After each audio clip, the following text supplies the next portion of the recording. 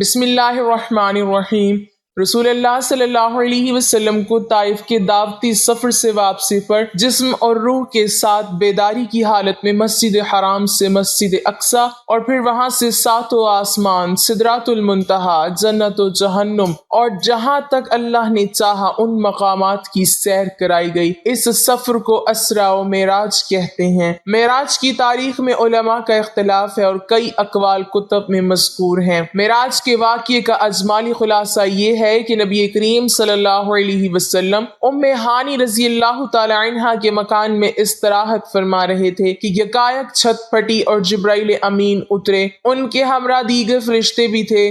نبی کریم صلی اللہ علیہ وسلم کو جگا کر مسجد حرام لے جایا گیا۔ وہاں آپ کے سینہ مبارک کو چاک کر کے قلب اطہر کو آب زمزم سے دھویا گیا۔ بعد ازاں آپ کی سواری کے لیے ایک بہشتی جانور لایا گیا اور مسجد اقصی کی جانب روانہ ہوئے۔ اس راستے میں آپ کو عجائبات دکھائے گئے۔ مختلف اقوام اور مختلف لوگ اپنے گناہوں کی وجہ سے مختلف سزاؤں میں مبتلا تھے۔ مسجد اقصی پہنچ کر رسول اللہ صلی اللہ علیہ وسلم نے انبیاء کی امامت فرمائی۔ اس کے بعد ملائکہ کی معیت میں آسمانوں کی جانب روانہ ہوئے اور آسمانوں میں آپ صلی اللہ علیہ وسلم نے مختلف انبیاء کرام، حضرت آدم، حضرت یحییٰ، حضرت عیسیٰ، حضرت یوسف، حضرت ادریس، حضرت ہارون، حضرت موسیٰ، حضرت ابراہیم علیہ الصلاۃ والتسلیمات سے ملاقات فرمائی۔ بعد ازاں آپ صلی اللہ علیہ وسلم کو سدرۃ المنتہا کی طرف بلند کیا گیا۔ اس مقام پر آپ صلی اللہ علیہ وسلم نے جبرائیل امین کو اصلی صورت میں دیکھا، نیز اللہ جل شانہ کی تجلیات و انوارات کا مشاہدہ کیا۔ یہاں سے مقام شریف اقلام اور پھر مقام شریف الاقلام سے بارگاہ قدس میں پہنچے۔ وہاں بارگاہ الہی میں سجدہ بجا لائے اور بلا واسطہ کلام خداوندی سے سرفراز ہوئے۔ اسی موقع پر نماز فرض کی گئی۔ یہاں سے واپسی پر آپ صلی اللہ علیہ وسلم دوبارہ بیت المقدس میں اترے۔ وہاں سے براق پر سوار ہو کر صبح سے قبل مکہ مکرمہ پہنچے۔ یہ سفر معراج کا اجمالی خاکہ تھا۔ واقعہ معراج اللہ تعالیٰ کی قدرت کی نشانیوں میں سے ایک نشانی ہے جو چشم زدن میں بظاہر رونما ہوا، لیکن حقیقت میں اس میں کتنا وقت لگا یہ اللہ تعالیٰ اور اس کے رسول صلی اللہ علیہ وسلم بہتر جانتے ہیں۔ اللہ تعالیٰ نے اس واقعے میں اپنے محبوب پیغمبر حضرت محمد صلی اللہ علیہ وسلم کو اپنی قدرت کاملہ کا مشاہدہ کرایا۔ واقعہ معراج اعلان نبوت کے 10ویں سال اور مدینہ ہجرت سے 1 سال پہلے مکہ میں پیش آیا۔ ماہ رجب کی 27ویں رات ہے۔ اللہ تعالیٰ فرشتوں سے ارشاد فرماتا ہے، اے فرشتو، آج کی رات میری تسبیح بیان مت کرو، میری حمد و تقدیس کرنا بند کر دو۔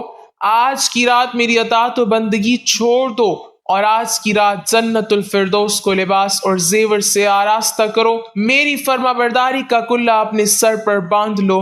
اے جبرائیل، میرا یہ پیغام میکائیل کو سنا دو کہ رزق کا پیمانہ ہاتھ سے علیحدہ کر دے۔ اسرافیل سے کہہ دو کہ وہ سور کو کچھ دیر کے لیے موقوف کر دے۔ اسرائیل سے کہہ دو کچھ دیر کے لیے روحوں کو قبض کرنے سے ہاتھ اٹھا لیں۔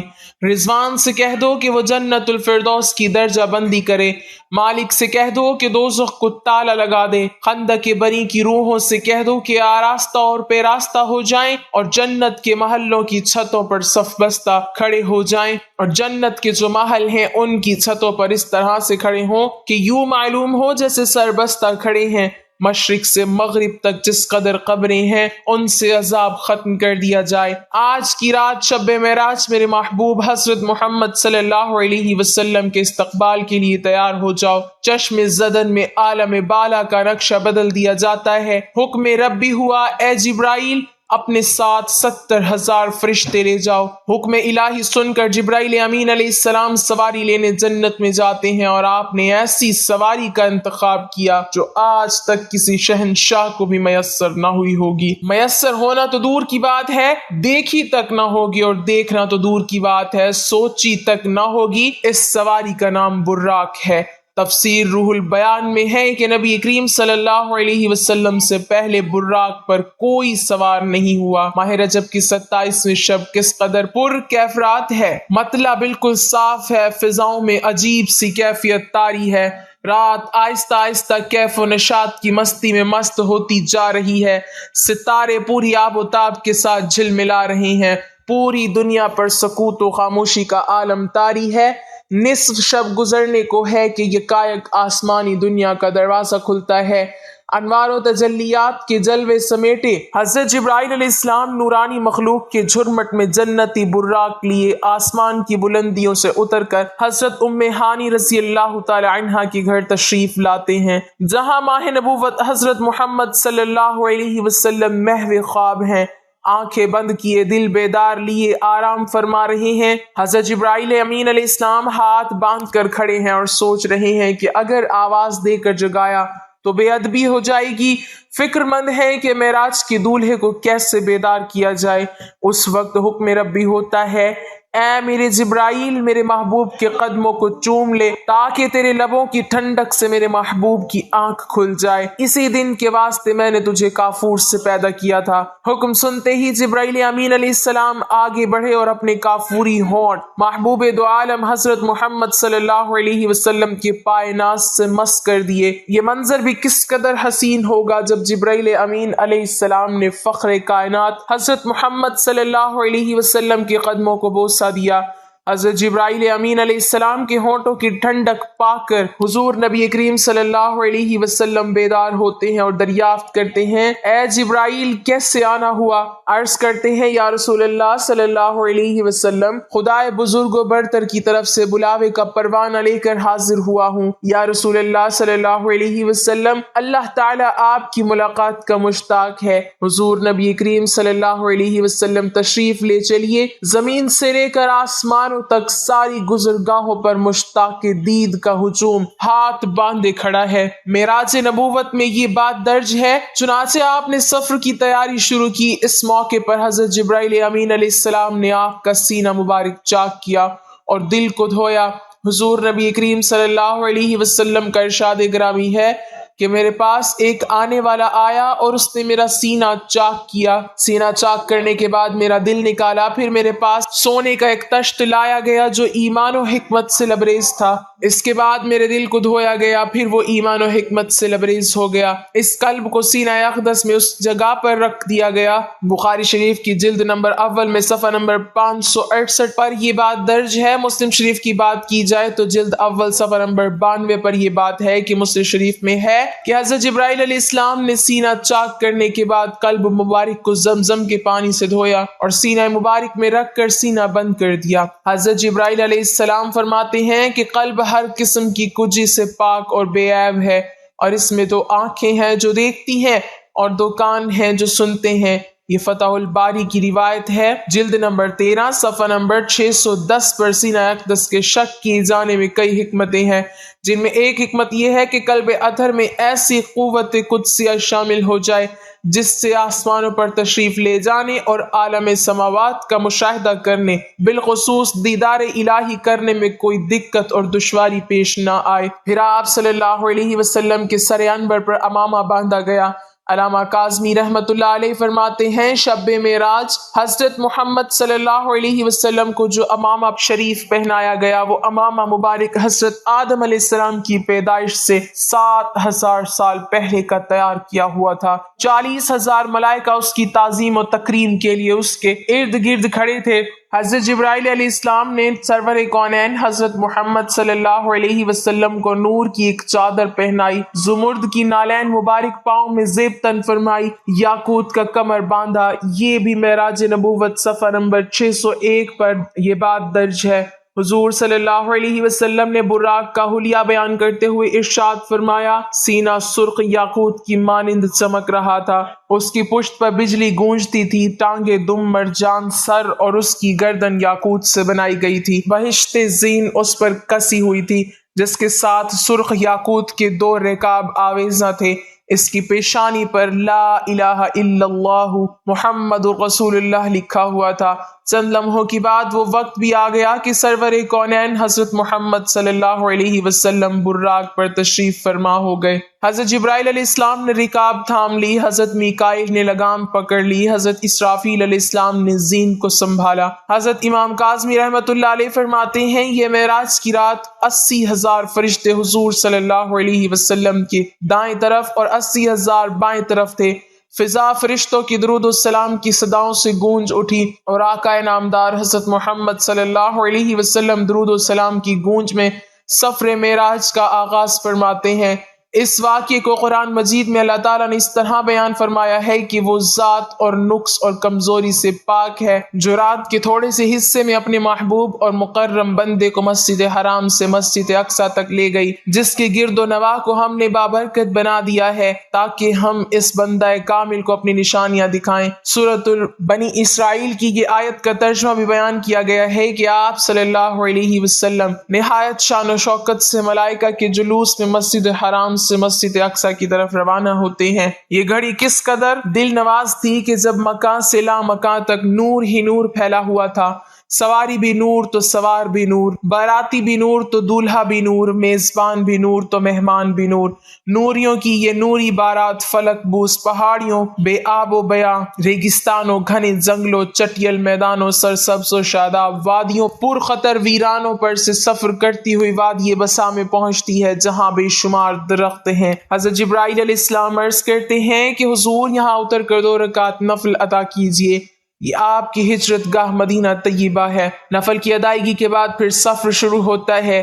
راستے میں ایک سرخ ٹیلہ آتا ہے جہاں حضرت موسیٰ علیہ السلام کی قبر ہے۔ حضور صلی اللہ علیہ وسلم اس موقع پر ارشاد فرماتے ہیں کہ معراج کی رات میں سرخ ٹیلے سے گزرا تو میں نے دیکھا کہ وہاں موسیٰ علیہ السلام کی قبر ہے اور وہ اپنی قبر میں کھڑے ہو کر نماز پڑھ رہے ہیں۔ پھر دیکھتے ہی دیکھتے بیت المقدس بھی آ گیا جہاں قدسیوں کا جم غفیر سلامی کے لیے موجود ہے۔ علماء خوش آمدید کہنے کے لیے اور تقریباً 1,24,000 انبیاء و مرسلین استقبال کے لیے بے چین اور بے قرار کھڑے تھے۔ حضور نبی کریم صلی اللہ علیہ وسلم اس مقام پر تشریف فرما ہوئے جسے باب محمد صلی اللہ علیہ وسلم کہا جاتا ہے۔ حضرت جبرائیل علیہ السلام ایک پتھر کے پاس آئے جو اس جگہ موجود تھا۔ حضرت جبرائیل علیہ السلام نے اس پتھر میں اپنی انگلی مار کر اس میں سوراخ کر دیا اور براق کو اس میں باندھ دیا۔ یہ تفسیر ابن کثیر کی جلد نمبر 3 صفحہ نمبر 7 پر درج ہے۔ آفتاب نبوت حضرت محمد صلی اللہ علیہ وسلم مسجد اقصی میں داخل ہوتے ہیں۔ صحن حرم سے فلک تک نور ہی نور چھایا ہوا ہے، ستارے باندھ پڑ چکے ہیں، قدسی سلامی دے رہے ہیں۔ حضرت جبرائیل علیہ السلام اذان دے رہے ہیں، تمام انبیاء اور رسل صف در صف کھڑے ہو رہے ہیں۔ جب صفیں بن چکی تو امام الانبیاء فخر دو جہاں حضرت محمد صلی اللہ علیہ وسلم امامت فرمانے تشریف لاتے ہیں۔ تمام انبیاء اور رسول امام الانبیاء کی اقتداء میں 2 رکعت نماز ادا کر کے اپنی نیاز مندی کا اعلان کرتے ہیں۔ ملائکہ اور انبیاء سب کے سب سر تسلیم خم کیے ہوئے کھڑے ہیں۔ بیت المقدس نے آج تک ایسا دل نواز منظر اور روح پرور سما نہیں دیکھا۔ وہاں سے عظمت اور رفعت کے پرچم پھر بلند ہونے شروع ہوتے ہیں۔ درود و سلام سے فضا ایک مرتبہ پھر گونج اٹھتی ہے۔ سرور کونین حضرت محمد صلی اللہ علیہ وسلم نوری مخلوق کے جھرمٹ میں آسمان کی طرف روانہ ہوتے ہیں اور یہاں سے پھر وہ واقعہ معراج شروع ہوتا ہے۔ یہاں سے پھر وہ معاملہ شروع ہوتا ہے۔ حضور نبی کریم صلی اللہ علیہ وسلم فرماتے ہیں، پھر مجھے اوپر لے جایا گیا۔ براق کی رفتار کا یہ عالم تھا کہ جہاں نگاہ کی انتہا ہوتی وہاں براق کا پہلا قدم ہوتا۔ فوراً ہی پہلا آسمان آ گیا۔ حضرت جبرائیل علیہ السلام نے دروازہ کھٹکھٹایا۔ دربان نے پوچھا کون ہے؟ جواب دیا جبرائیل۔ دربان نے پوچھا تمہارے ساتھ کون ہے؟ حضرت جبرائیل علیہ السلام نے کہا حضرت محمد صلی اللہ علیہ وسلم۔ دربان نے کہا مرحبا، دروازہ انہی کے لیے کھولے جائیں گے۔ چنانچہ دروازہ کھولا گیا۔ رحمت عالم صلی اللہ علیہ وسلم کی ملاقات حضرت آدم علیہ السلام سے ہوئی۔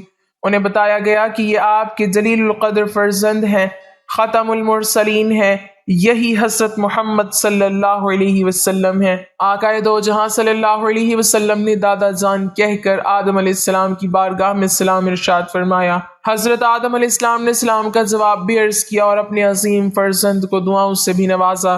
اس کے بعد مہمان عرش حضور پر نور صلی اللہ علیہ وسلم کو دوسرے آسمان کی طرف اٹھایا گیا۔